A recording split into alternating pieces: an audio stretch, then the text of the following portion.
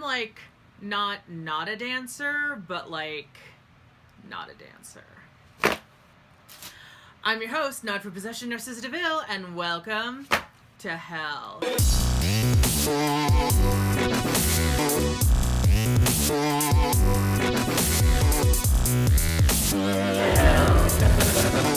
So we are at the top motherfucking 4.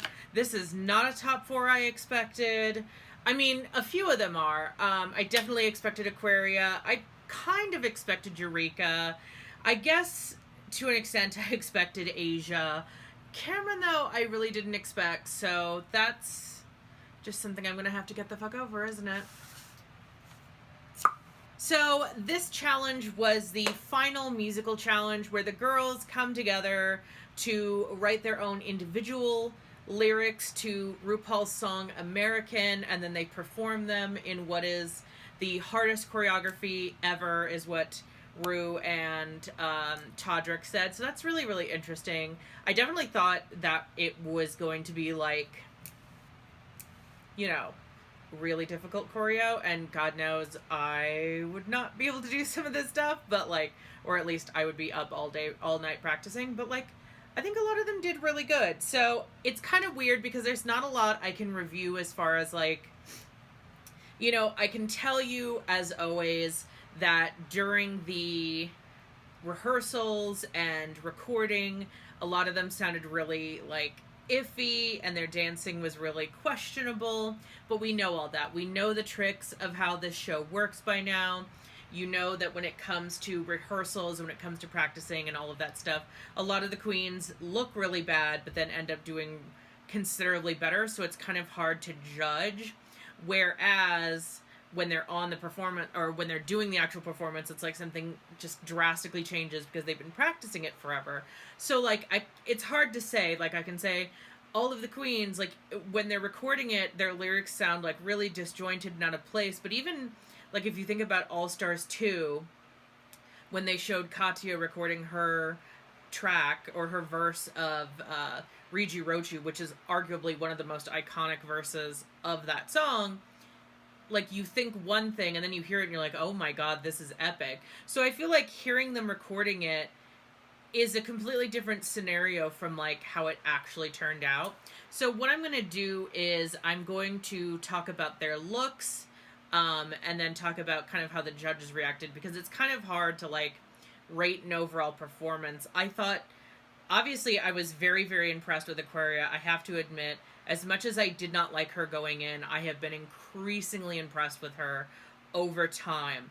I definitely thought Eureka did very good. I thought hers was very impressive. I thought Asia's was very impressive. Cameron's look was very impressive, and I thought she did okay. But again, I'm still very iffy on her. So like, I don't know, take me with a grain of salt because I may be a little bit biased. Oh, that was a terrible tongue pop. So let's get into the looks first and foremost. And of course, we're going to start with Mother Ru, because who the fuck else would we start with? And one of the things I love about this outfit is it just looks like it's like flames coming off of her, like this dress. It's so stunningly gorgeous. It's so different from anything we've seen from Mama Ru, and I just think it's really, really cute. Next up, we have the performance outfits. So I'm going to show all of them together and kind of talk about their outfits individually. So obviously, Aquaria was the first one up, and I thought this outfit was absolutely stunning. I loved the hair.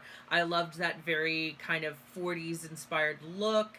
One of the things Michelle Visage said was she got Madonna from Aquaria's look, and I have to agree, you can definitely get that. She definitely had the lyrics down, she definitely had the dance down. It was funny, it was cute, it was interesting, and I really, really enjoyed it.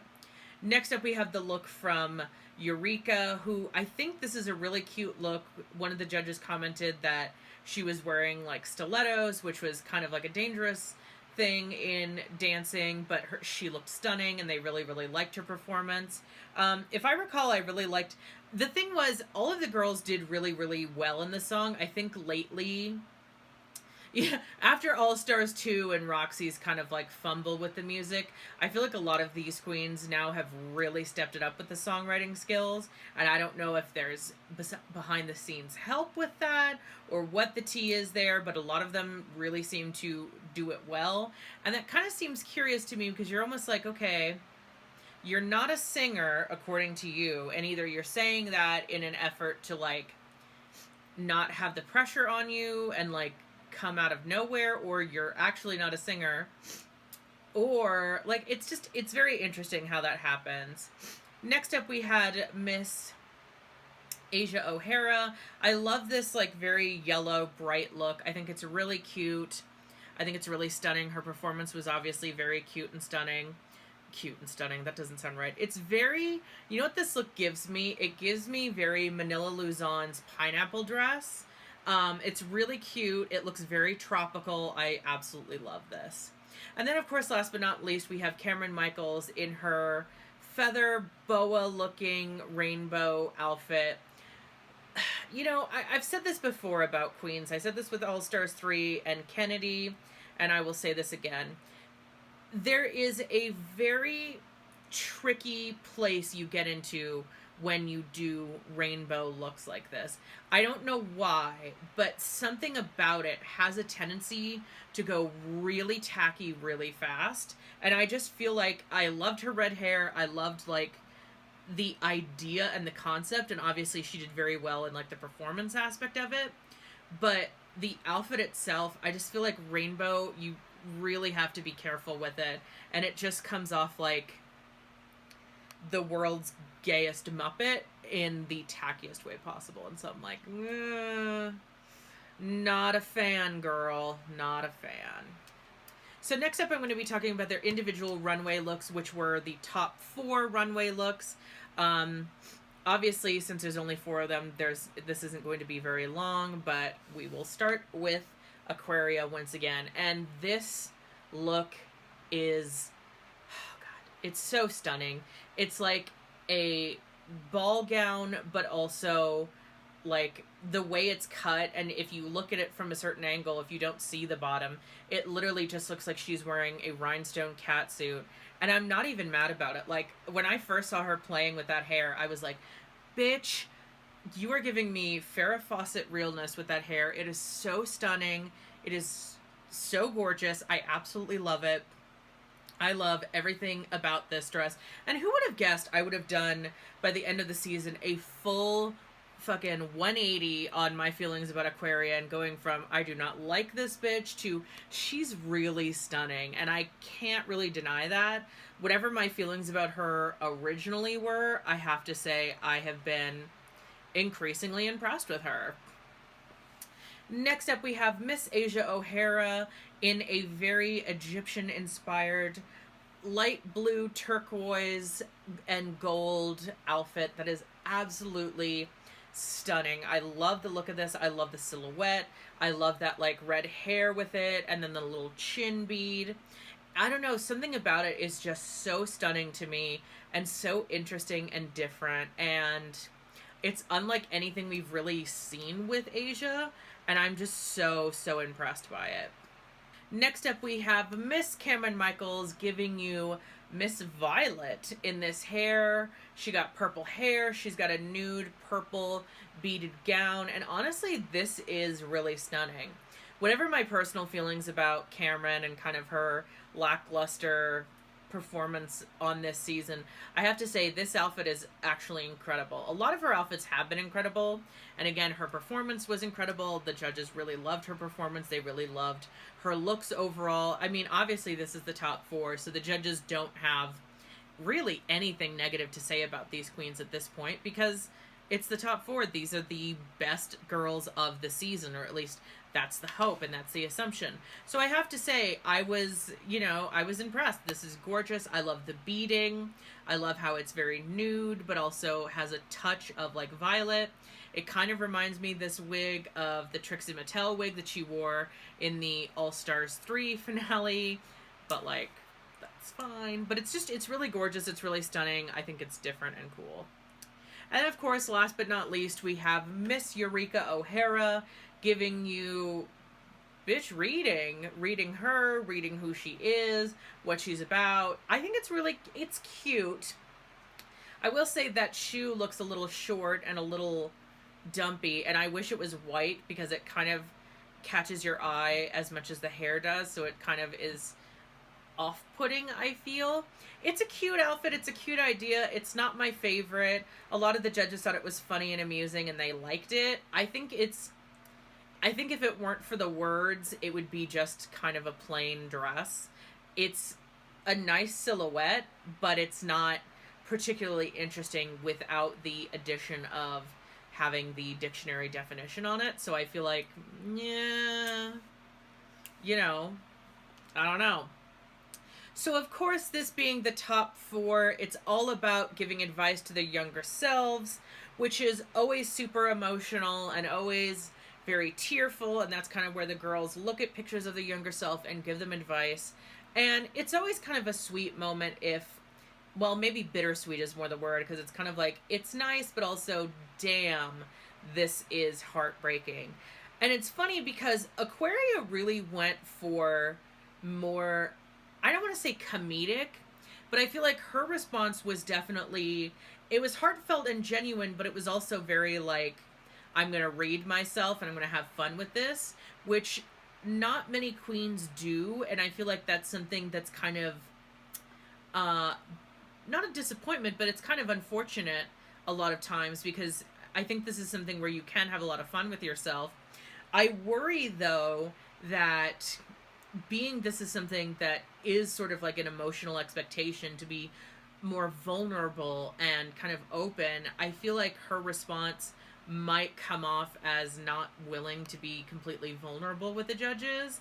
And I feel like that's something that could potentially be an issue for her going forward. Whereas Asia, Eureka, and Cameron were both very, very emotional. Eureka even cried in hers. I think Cameron also cried in hers. But, it's more emotional. It's more, I don't want to say heartfelt, but it's definitely heartfelt. It's definitely more vulnerable. And I feel like that's something that the judges are really looking for at this point in the competition and at this point in the game. Then, of course, there's a question of why should you and not one of your competitors be crowned America's Next Drag Superstar? Now, this is a question that I've always wondered how much it actually holds for the judges and what actually, does it amount to anything? Because, when you watch the show, sometimes it seems like there are a lot of queens who have really great answers to this. I always felt in season 5, Alaska did amazingly with her answer. I thought it was very poignant. I thought it was very to the point.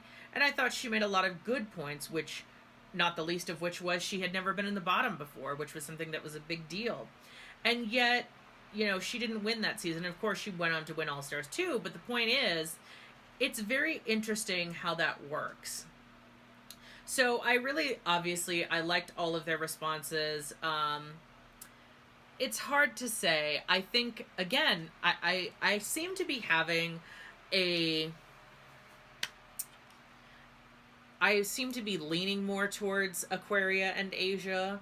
And I think, if anything, they are kind of, it's hard to say who I want to win more. I think I'm leaning towards Aquaria just because she's really turned it out and she's won the most challenges, but that's never been a determining factor in any of this, of course. So, because if that was the case, Shay should have won season 9, but we're not going there. So ultimately it came down to the queens lip syncing to Call Me Mother, which is, again, honestly one of my favorite RuPaul songs of all time.